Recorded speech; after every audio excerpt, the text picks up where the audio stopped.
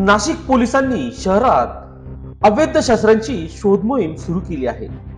याच अंतर्गत युनिट 2 च्या पोलिसांनी आडगाव पोलीस ठाणे हद्दीतील युनिव्हर्स एंटरप्राइजेस समोर Mother Teresa road, Shriramnagar, Adgaon, Nashik येथे एका संशयित व्यक्तीला अटक करून त्याच्याकडून देशी बनावटीचे रिव्हॉल्वर व जिवंत राऊंड जप्त करण्यात आले आहे। पोलिसांनी दिलेल्या माहितीनुसार पोलीस आयुक्त संदीप कर्णित यांनी अवैध शस्त्र बाळगणाऱ्यांना कारवाई करण्याचे आदेश दिले होते।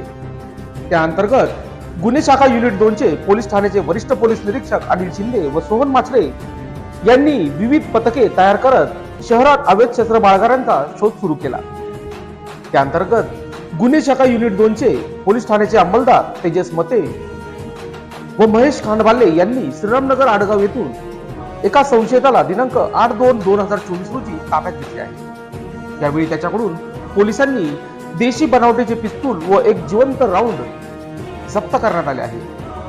चंद्रकांत धांडे, वय वर्ष 30, राहणार योगी दर्शनी अपार्टमेंट, सीताईनगर, ओझर, नाशिक असे आरोपीचे नाव आहे।